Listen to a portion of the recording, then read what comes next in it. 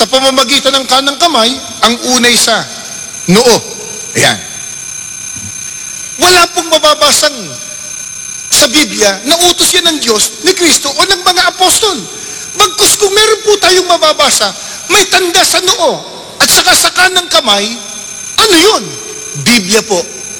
Apokalipsis po, 13. Ang talata po ay 14 at 16. At nadadaya niya ang mga nananahan sa lupa, at ang lahat, maliliit at malalaki, at mayayaman at mga dukha, at ang mga laya at ang mga alipin, pinabigyan ng isang tanda sa kanilang kanang kamay o sa noo. Sa Biblia may mababasa po, tanda sa kanang kamay at saka sa noo. Pero yung po pala tanda ng nadaya. Nadaya ng bulaang propeta o bulaang tagapangaral. Sa Biblia po yun. Ngayon, balikan po natin, ba't ba? Gumagawa na ganun ng pagkukus ng Iglesia Katolika Romana. Totoo ba yung sinasabi nila na pag ginawa mo daw yun, malalayo ka sa maligno, sa multo, sa masama. Nakapagtataka nga lang, pagtapat ng simbahan at saka sila, nandun ba maligno? Ngayon, nagtatanong lang naman ako kay Joel. Sama na ng tingin ni Joel sa akin. Hindi po. Kasi sabi nila, para malayo sa maligno, sa multo, sa masama. Bakit pagtapat nga ng simbahan, saka nagkukrus? Pero ito ho, ang babasahin ko pong aklat, kilala ninyo. Ito po yung pagbinasa ng kinagis ng relihiyon. Pag tinatawag nilang mahal na araw, kinakanta. Ano po? Pasyon. Pasyon. Oh. Ipakakanta po natin kay kapatid na Joel. Ngusay kumanta si Ka Joel. Kaya lang, wag na po. Baka mag-uwian kayo kaagad. Babasahin ko po sa pahina 207 itong pasyon na ang may akda po nito ay ang paring si Aniceto de la Merced, El Libro de la Vida Historia Sagrada con Santas Reflexiones, Doctrinas Morales para la Vida Cristiana. Ang sarap pakinggan, ano? Ano ibig sabihin kaya nun? Babasahin ko na po. Ipag-uutos magkintal, magantanda, sa noo o kanang kamay, sukat pagkakilalanan na sila nga kampung tunay nitong Antikristong hunghang. Hindi po kami may sabi. Basahin po nyo yung pasyon ninyo sa bahay. Pahina 207 po. Yung may tanda daw o nagkikintal sa noo at kanang kamay, sukat pagkakilalanan, sila anya'y kampung tunay nitong Antikristong hunghang. Pagka-Antikristo, kalaban ng ating Panginoon Jesucristo. Walang sino man sa atin dito na maging kalaban ng ating Panginoon Jesucristo, kapatid namin. Totoo yun. At pagkakalaban, ano gagawin? Parurusahan. Ito yan, kapatid na Joel, 14, 9 hanggang 11. At ang ibang anghel, ang pangatlo'y sumunod sa kanila, nagsasabi ng malakas na tinig, kung ang sino man ay sumasamba sa hayop at sa kanyang larawan at tumatanggap ng tanda sa kanyang noo o sa kanyang kamay, iinom din naman siya ng alak ng kagalitan ng Diyos na nahahandang walang halo sa inuman ng kanyang kagalitan, at siya'y pahihirapan ng apoy at asupre sa harapan ng mga banal na anghel at sa harapan ng kordero, at ang usok ng hirap nila ay napaiilang lang magpakailan-kailanman, at sila'y walang kapahingahan araw at gabi. Hindi po maliligtas ayon sa Biblia yung may tanda sa noo at kanang kamay. May nagsasabi din na may magtatanong daw sa main balcony. Magandang gabi po. Magandang Ako po gabi po. si Alfred Montaliana, isa pong guro at kasalukuyang Katoliko po. Dalawa pong aking katanungan.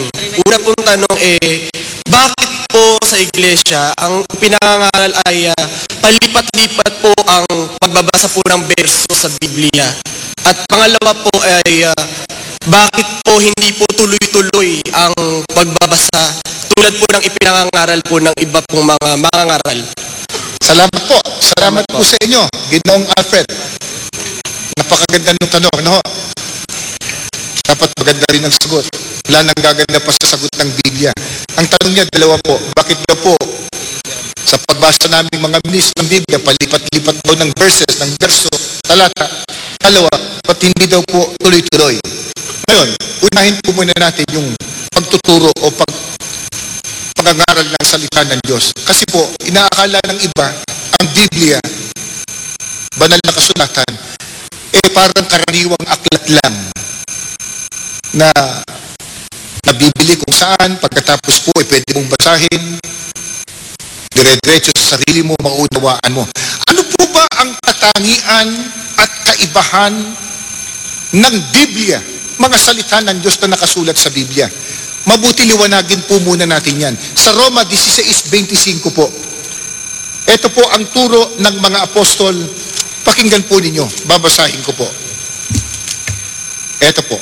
At ngayon sa Kanya, na makapangyarihan, na sa inyo'y makapagpapatibay ayon sa aking ebanghelyo at sa pangangaral ni Hesukristo ayon sa pahayag ng hiwaga na natago sa katahimikan ng panahong walang hanggan.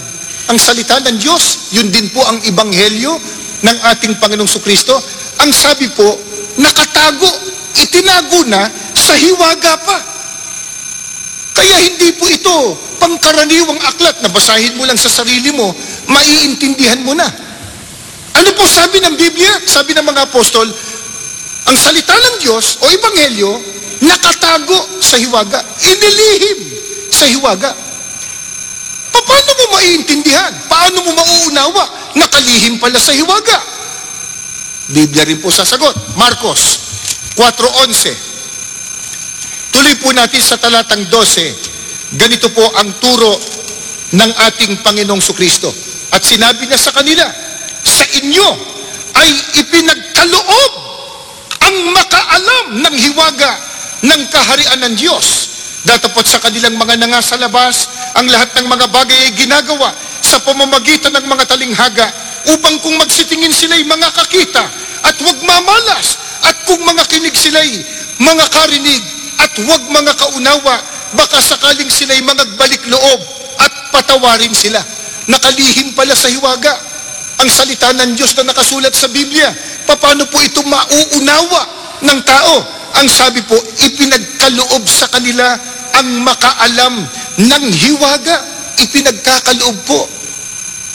Pero kanino po ipinagkakaloob? Kanino po ipinagkakatiwala yung pagkaalam ng salita ng Diyos na nakalihim sa hiwaga? Ikalawang Korinto po, 5:18. Ituloy po natin sa talatang 20. Ganito po ang pahayag ng mga apostol. Pakinggan ninyo. Datapot ang lahat ng mga bagay ay pawang sa Diyos, na pinakipagkasundo tayo sa Kanya rin sa pamamagitan ni Kristo at ibinigay sa amin ang ministeryo sa pagkakasundo. Sa makatwid bagay na ang Diyos kay Kristo ay pinakipagkasundo ang sanlibutan sa Kanya rin, na hindi ibinibilang sa kanila ang kanilang mga kasalanan at ipinagkatiwala sa amin ang salita ng pagkakasundo. Kami nga'y mga sugo sa pangalan ni Kristo, na waring namamanhik ang Diyos sa pamamagitan namin. Kayo'y pinamamanhikan namin sa pangalan ni Kristo, na kayo'y makipagkasundo sa Diyos. Kanino po ipinagkaloob o ipinagkatiwala ang makaalam ng salita ng Diyos na nakalihim sa hiwaga? Sa mga tunay na sugo ng Diyos. Ang nagsasalita dito si Apostol Pablo.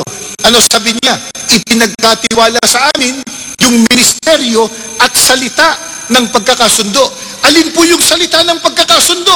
Yan din po ang aral ng Diyos. Bakit sinabing salita ng pagkakasundo? May dapat papagkasunduin. Sino? Ang tao at ang Diyos. Bakit? Nagkahiwalay bakit? Nang ang tao magkasala, nahiwalay sa Diyos. Ano kailangan? Ipakipagkasundo ang tao sa Diyos. Pero paano? May magtuturo ng salita ng pagkakasundo o salita ng Diyos na nakasulat sa Biblia. Sinong magtuturo? Ipinagkatiwala sa amin, sabi po, ang salita ng pagkakasundo. kami nga'y mga sugo sa pangalan ni Kristo. Kaya hindi po lahat, hindi kahit sino, hindi kumuha ka ng Biblia. Pwede na. Ay, hindi ho. Yung iba na bilanggulang, nagbasa ng Biblia sa bilangguan, paglabas, nangangaral na. Hindi ganon. Nakalihim sa hiwaga yan. Paano malalaman? Kaloob. Kanino? Sa mga tunay na sugo ng Diyos. Kaya, pag hindi po tunay na sugo ng Diyos, may karapatan bang mangaral ng salita ng Diyos? Roma 10:15 po. Pakinggan po ninyo. At paano silang magsisipangaral kung hindi sila mga sinugo?